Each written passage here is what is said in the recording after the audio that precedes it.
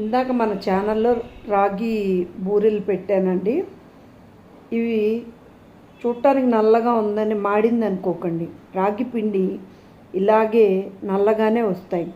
మీకు ఇందాక కొన్ని వీడియోలు ఫస్ట్ టైం చేసుకునేవాళ్ళు అందులో ఒక 2-3 స్పూన్లు గోధుమ పిండి కలుపుకోండి. గోధుమ పిండి జిగురు వలన రాగి పిండి ఒకవేళ డ్రైగా ఉన్నా కూడా రాగి బూరెలు బాగా పొంగుతాయి.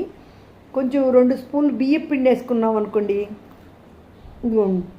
తినడానికి మెత్తగా ఉంటాయి, క్రిస్పీగా కూడా ఉంటుంది, అదొక టేస్ట్ ఉంటుంది. అందుకని కొన్ని టిప్స్ చెప్దామని ఒకసారి ట్రై చేయండి. హెల్దీ, చాలా మంచిది పిల్లలకు కూడా. బయట ఇది వెల్లంకిలో వాటిల్లో కూడా అమ్ముతున్నారు రాగి బూరెలు, సజ్జ బూరెలు. కానీ సేమ్ ఇదే పద్ధతి అండి. రాగి సజ్జ బూరెలు కూడా మీకు చిన్న టిప్స్ చెప్పమంటారా? రాగులు, సజ్జలు తీసుకువచ్చి శుభ్రంగా కడిగేసి ఎండనలో ఆరపెట్టకండి. పొడిగా వడకట్టేసి నీళ్ళు ఫ్యాన్ కింద కాటన్ క్లాత్లో ఒకరోజు మొత్తం ఆరబెట్టేస్తే మనం ఎట్లా ఫ్యాన్లు వేసుకుంటాం కదా, డ్రై అయిపోతుంది.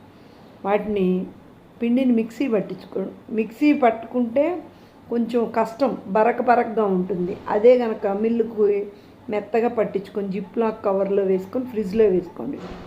మీకు ఎప్పుడు స్వీట్ తినాలనిపించినా, లేదు మన పిల్లలకి స్నాక్స్ బాక్స్ కింద అయినా సరే, ఇదంతా కాదులేండి, చిన్నవి చేసుకోండి. స్నాక్స్ బాక్స్కి అయితే సేమ్ ఇదే పద్ధతి అండి.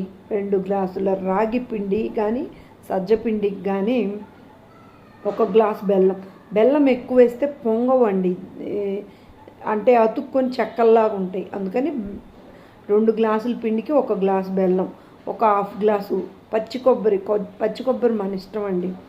మిక్సీలోనే తురుముకొని పచ్చి కొబ్బరి కానీ లేకపోతే ఎండు కొబ్బరి కానీ, ఇలాచీ పౌడర్ కానీ, కొంచెం బెల్లాన్ని కరగబెట్టేసుకొని ఇది వీటిలో వేసి ఒక ½ అన్ అవర్ కానీ 1 అవర్ కానీ నానబెట్టేసి, ఇందాక చెప్పాను కదా వీడియోలో, అదే పద్ధతిలో ఒకసారి ట్రై చేయండి.